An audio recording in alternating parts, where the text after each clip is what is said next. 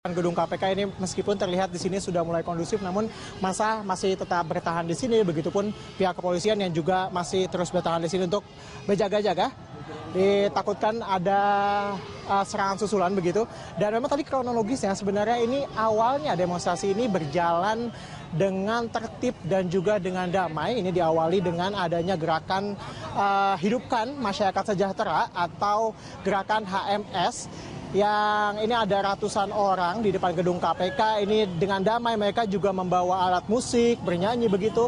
Dan ini juga hadir pula di tengah gerakan ini Rahmawati Soekarno Putri. Dan mereka menuntut, yang mereka tuntut adalah tuntaskan kasus-kasus besar yang tengah dihadapi oleh KPK, misalnya BLBI, kemudian juga Hambalang, kemudian juga kasus seperti Senturi yang diklaim merugikan negara hingga miliaran bahkan triliunan rupiah. Dan kemudian setelah itu, setelah ada gerakan Hidupkan Masyarakat Sejahtera, kemudian disusul ada lagi kelompok massa lain, ini dari yang menamakan diri mereka sebagai Aliansi Masyarakat Jakarta Utara yang terdiri dari masyarakat luar Batang.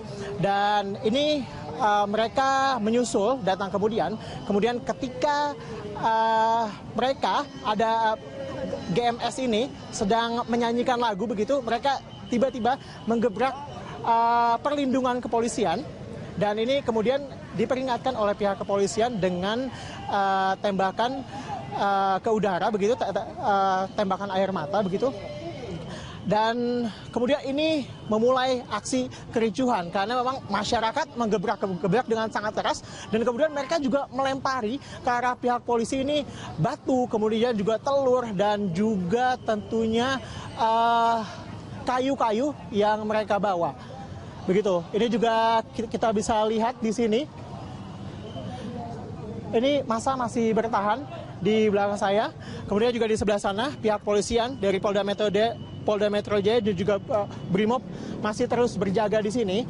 Mengingat bahwa dari kejadian ini ada 6 hingga 7 orang, kami belum dapat mengkonfirmasi ada 6 atau 7 orang ini yang diamankan oleh pihak kepolisian. Dan massa di sini masih berupaya untuk bernegosiasi dengan pihak kepolisian untuk dapat membawa pulang kawan-kawan mereka langsung, jadi tidak perlu ditahan atau tidak perlu diinapkan begitu. Mereka masih bernegosiasi dengan pihak kepolisian untuk melepaskan kawan-kawan mereka di sini. Veronica. Ya, Tezar, lantas adakah kemudian pimpinan KPK ataupun juga wakil dari Ketua KPK yang datang atau menemui mereka begitu? Ya Veronica, sebenarnya ini pimpinan KPK ini sudah menemui mereka atau perwakilan dari KPK di dalam gedung KPK. Tadi bahkan sebelum ricuh, ini dari Rahmawati Soekarno Putri juga sudah masuk ke dalam gedung KPK. Kemudian juga ketika menyusul adalah Aliansi Masyarakat Jakarta Utara.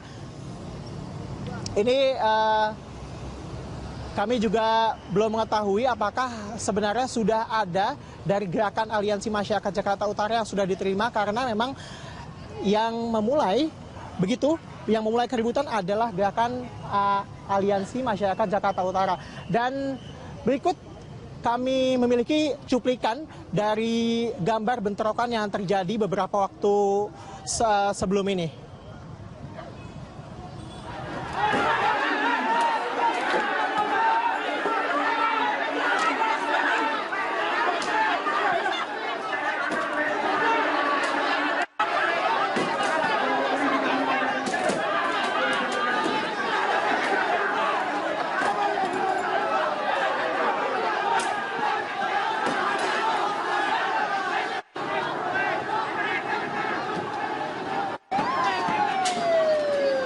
Polisi yang terpanding ya Pak Polisi.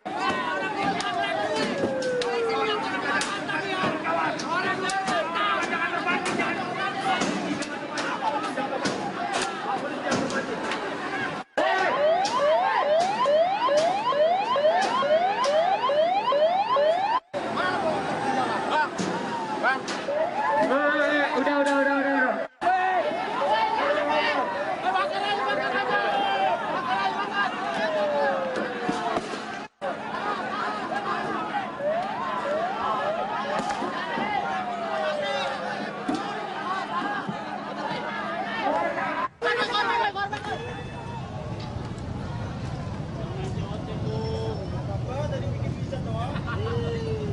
Ya. Demikian, Faye. Tezar, Anda masih bisa mendengar saya? Pertanyaan terakhir saya adalah setelah kemudian perwakilan dari pengunjuk rasa bertemu dengan pimpinan KPK, apa kesepakatan yang sudah disepakati sebelumnya? Karena unjuk rasa masih tetap berlangsung begitu, Tezar. Ya, Faye, dapat kami luruskan kembali bahwa di sini ada dua demonstrasi, Faye. Yang pertama adalah gerakan Hidupkan Masyarakat Sejahtera ini yang sudah diterima oleh pimpinan KPK tadi. Salah satunya adalah ada putri dari Presiden pertama, Rahmawati Soekarno Putri, ini juga yang sudah masuk ke dalam gedung KPK. Dan sementara yang kedua, ini adalah Aliansi Masyarakat Jakarta Utara yang hingga kini kami juga belum mengetahui apakah mereka sudah diterima oleh pimpinan KPK. Dan dari dua kelompok masyarakat ini juga tentunya mereka memiliki tuntutan yang berbeda. Jika Aliansi Masyarakat Jakarta Utara ini menuntut bahwa KPK harus menuntaskan kasus-kasus besar yang dihadapi oleh KPK seperti BLBI, kemudian Senturi dan juga Hambalang. Mereka memiliki tuntutan yang berbeda. Ini adalah mereka menuntut agar penggusuran di beberapa wilayah pemukiman warga Kampung Pulo, Kalijodo, dan Pasar Ikan ini tidak dilanjutkan dan juga ini dapat mementingkan kemanusiaan dan juga rasa keadilan. Dan mereka juga menuntut bahwa Gubernur DKI Jakarta ini harus diusut dalam kasus lahan sumber waras, kemudian juga dalam kasus proyek reklamasi Teluk Jakarta. Sementara ini memang dapat kami ceritakan bahwa di sini ini mereka masih bernegosiasi dengan pihak kepolisian terkait dengan kawan-kawan mereka yang saat ini sedang diamankan untuk dimintai keterangan. Ada 6 hingga 7 orang dari pihak Aliansi Masyarakat Jakarta Utara yang tadi diketahui ini diawali dengan menyerang pihak kepolisian dengan melemparkan telur dan juga melemparkan kayu-kayu yang mereka bawa saat berdemonstrasi. Ya, Faye, sementara itu memang di sini juga kepolisian dan juga massa masih terus berjaga di sini. Faye.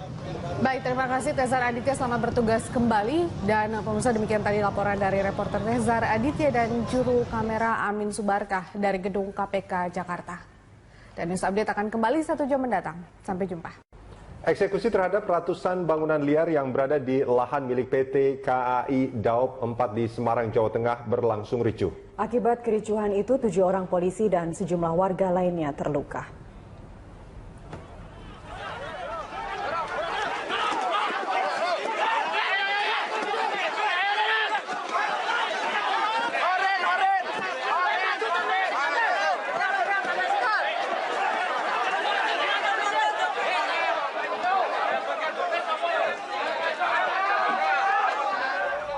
Bentrokan antara polisi dengan warga ini tidak terhindarkan saat warga menolak untuk digusur.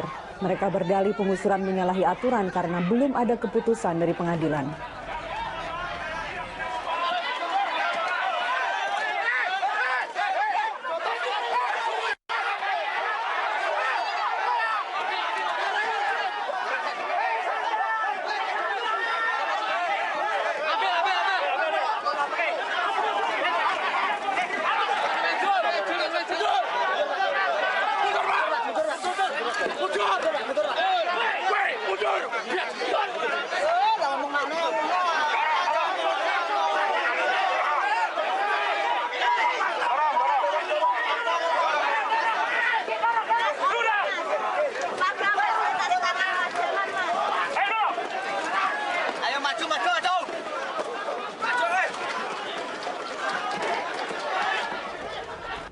Kericuan mereda saat Wali Kota Semarang, Hendrar Prihadi, datang ke lokasi. Akhirnya warga menyepakati 17 rumah yang belum dieksekusi akan dibongkar sendiri.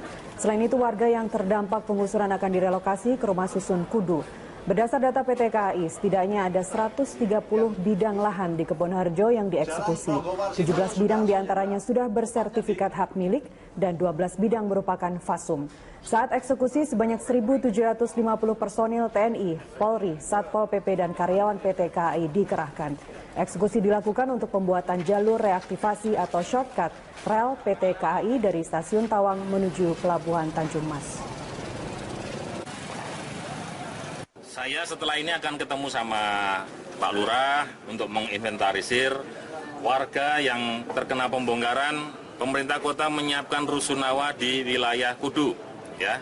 yang mau masuk sana segera mendaftar Pak Lurah dan segera bisa ditempati pada minggu depan. Yang kasihan tuh yang SD-nya sedang jalan ujian. Kalau kayak gitu kan terganggu juga. Kok ya udah tegel menurut kasihan.